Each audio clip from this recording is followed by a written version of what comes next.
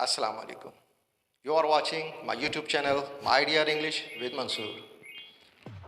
Viewers आपके लिए एक और पैराग्राफ उर्दू में मैं लेकर आया हूँ और उसकी ट्रांसलेशन करेंगे इंग्लिश में। तो चलिए फिर शुरू करते हैं विदाउट एनी डिले। पैराग्राफ आपकी स्क्रीन पर उर्दू में ये रहा। अक्सर स्कूलों में तुलबा पर जिस्मानी तशद्दुद किया जाता है। बज़ाहिर इसका मकसद तुलबा की इस्लाह करनी ही होती है, मगर इस सज़ा की वजह से तालिब इल्म अपनी खुद एतमादी खो देता है, जिसके नतीजे में ये उस्ताद और स्कूल से बददिल हो जाते हैं और स्कूल जाना छोड़ देते हैं। इसलिए तुलबा को जिस्मानी सज़ा देने से गुरेज करना चाहिए। ये पैराग्राफ मैंने आपके लिए उर्दू में पढ़ा। अब हम एक एक जुमले को उठाएंगे और अपनी स्क्रीन पर लाएंगे और उनकी ट्रांसलेशन वन बाय वन हम करेंगे। अक्सर स्कूलों में तुलबा पर जिस्मानी तशद्दुद किया जाता है। तशद्दुद किया जाता है मतलब जिस्मानी सज़ा दी जाती है। तो इंग्लिश अगर हम इसकी करें तो वो इस तरह होगी, in most schools students are given physical punishment. इसी जुमले को अगर हम थोड़ा डिफरेंट तरीके से करें तो कुछ जुमला इस तरह से बनता है, in most schools students are physically tortured. Tortured का मतलब यही है सज़ा देना या जिस्मानी तशद्दुद करना। और अगर इसी जुमले को हम थोड़ा सा, अब ये जो दो जुमले थे ये थोड़ी सी कॉमन वर्डिंग्स का इस्तेमाल हुआ था, मगर इसी जुमले को अगर हम थोड़ा सा एडवांस वोकैब में जाएं या थोड़ा डिफरेंट तरीके से हम करने की कोशिश करें तो वो इस तरह भी जुमला बन सकता है कि ज़्यादातर यानी अक्सर स्कूलों में या ज़्यादातर स्कूलों में, in often schools, often normally use करते हैं हम अपनी डे टू डे लाइफ में जब हम बात करते हैं तो ओफन का मतलब होता है अक्सर। In often schools students are giving corporal punishment. अब ये कॉर्पोरल का मतलब भी यही है जिस्मानी, और पनिशमेंट या ये टॉर्चर इसका मतलब भी यही है जिस्मानी तशद्दुद। अब मोस्ट और ऑफन का मतलब है अक्सर या ज़्यादातर, जबकि तशद्दुद यानी पनिशमेंट या टॉर्चर और जिस्मानी को हम कॉर्पोरल या फिज़िकल भी कह सकते हैं। तो इस तरीके से आप डिफरेंट तरीके से हम कर सकते हैं। यही नहीं है कि जी एक ही जुमला बना दिया है तो बस हम इसी को फॉलो करेंगे, हमें अपने तरीके से इसको ट्रांसलेशन करनी होती है। पहले हम इसको अपने अल्फाज में ढाल लेते हैं। मैंने पहले भी यही कहा था। आपने अगर वो मेरी वीडियो नहीं देखी है तो डिस्क्रिप्शन में मैंने इसका लिंक दे दिया है, आप चाहें तो वहाँ जाकर देख सकते हैं। Let's have a look on our next sentence which is on your screen now. बज़ाहिर इसका मकसद तुलबा की इस्लाह करनी ही होती है। बज़ाहिर, बज़ाहिर का मतलब है ज़ाहिर है। अब इसकी इंग्लिश हम पहले कर लेते हैं। Apparently its purpose is to reform the students. Its purpose, its purpose का मतलब ये है इसका मकसद। बज़ाहिर या ज़ाहिरन इसका मकसद तो स्टूडेंट्स की इस्लाह करनी होती है।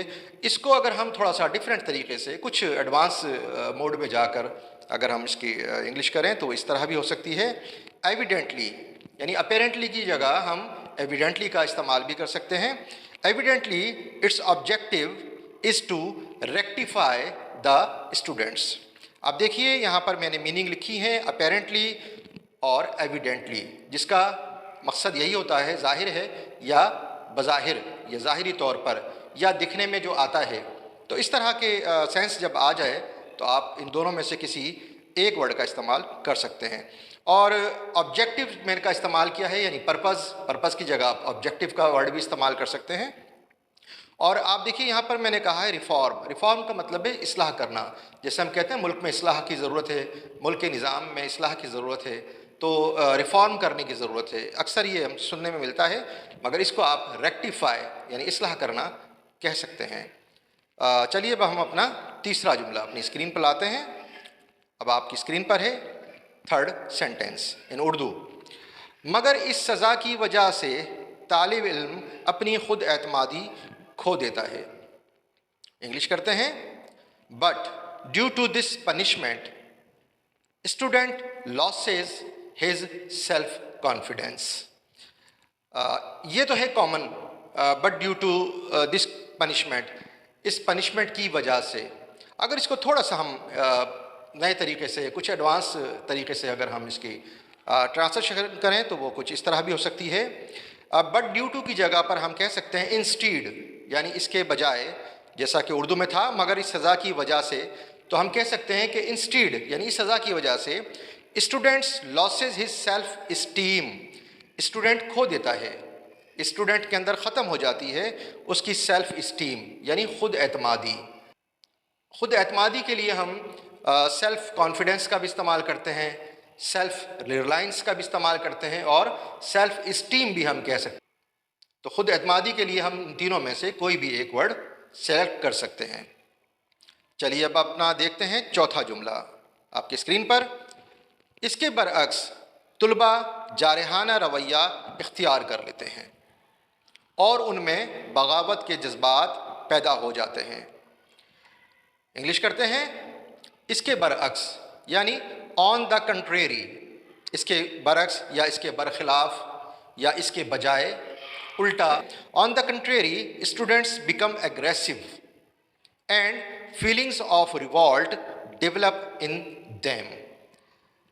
स्टूडेंट्स बिकम एग्रेसिव मतलब क्या है इसका कि तुलबा जो हैं वो जारहाना रवैया अख्तियार कर लेते हैं, यानी जारहाना हो जाते हैं, तेज़ उनका मिजाज हो जाता है, एग्रेसिव हो जाते हैं। और फीलिंग्स ऑफ रिवॉल्ट मतलब क्या है इसका कि बगावत के जज्बात। अब फीलिंग्स की जगह पर आप इमोशंस का भी इस्तेमाल कर सकते हैं। Emotions of revolt develop in them, उनमें इस तरह के बगावत के जज्बात पैदा हो जाते हैं या जन्म ले लेते हैं।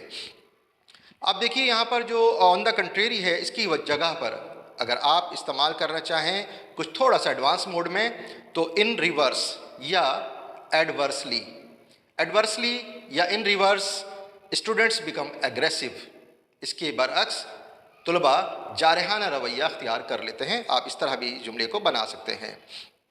Let's head to our next sentence on our board.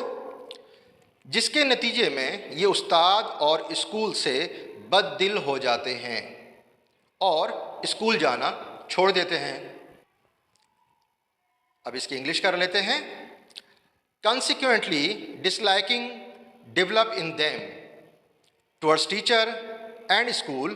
After that, they stop going to school.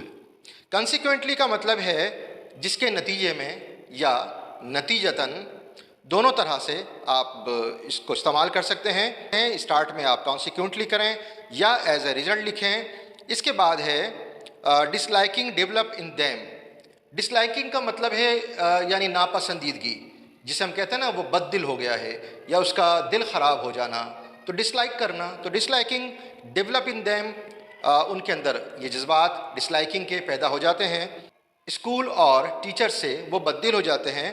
After that, उसके बाद वो स्कूल जाना छोड़ देते हैं। Stop going to school. Next हमारा जुमला है उर्दू में। इसलिए तुलबा को जिस्मानी सज़ा देने से गुरेज करना चाहिए। गुरेज करना चाहिए मतलब परहेज़ करना चाहिए या नहीं देना चाहिए। आप उर्दू में जिस तरह भी चाहे जुमला लिखा हो कि इसलिए तुलबा को जिस्मानी सज़ा नहीं देनी चाहिए, इसलिए तुलबा को जिस्मानी सज़ा देने से हमें परहेज़ करना चाहिए। तो इसको अगर आप इंग्लिश में ट्रांसलेट करना चाहें तो इसलिए के लिए इंग्लिश में है therefore the teacher should abstain from giving physical punishment to the student. ये तो एक कॉमन है देयरफॉर। अगर इसको थोड़ा सा आप डिफरेंट तरीके से भी करना चाहें तो वो इस तरह भी कर सकते हैं कि हैंस यानी इसलिए द टीचर शुड रिफ्रेन। अब पहले जुमले में आप देखिए मैंने एब्सटेन का लफ्ज़ इस्तेमाल किया था, जबकि हमारे पास जो सेकंड सेंटेंस जो मैंने इसका बनाया है उसमें मैंने वर्ड यूज़ किया है रिफ्रेन। रिफ्रेन का मतलब यही है कि गुरेज करना चाहिए या हमें से रुक जाना चाहिए, हमें बाज आ जाना चाहिए इस बात से। किस बात से? फ्रॉम गिविंग कॉर्पोरल पनिशमेंट, वही जिस्मानी सज़ा यानी फ़िज़िकल टॉर्चर या फ़िज़िकल पनिशमेंट या corporal punishment to the students. Refrain, abstain, avoid, ये तीनों वर्ड आप इस्तेमाल कर सकते हैं। तो इस तरह की चीज़ों के लिए हम इन तीनों वर्ड इस्तेमाल कर सकते हैं। तो आपने देखा कि हमने बहुत ही आसान तरीके से इस पैराग्राफ को हमने इंग्लिश में ट्रांसलेट किया और ये एक सीरीज़ है जो पैराग्राफ ट्रांसलेशन की जो कि उर्दू से इंग्लिश में कोशिश कर रहा हूँ कि वो आसान तरीन अल्फाज में आप तक पहुँचा सकूँ। तो अगर आपको ये वीडियो पसंद आए तो प्लीज़ लाइक और सब्सक्राइब कीजिएगा मेरे चैनल को my dear English with Mansoor. तो मिलते हैं इंशाल्लाह जल्दी अपनी नेक्स्ट वीडियो में। टिल देन अल्लाह हाफिज़।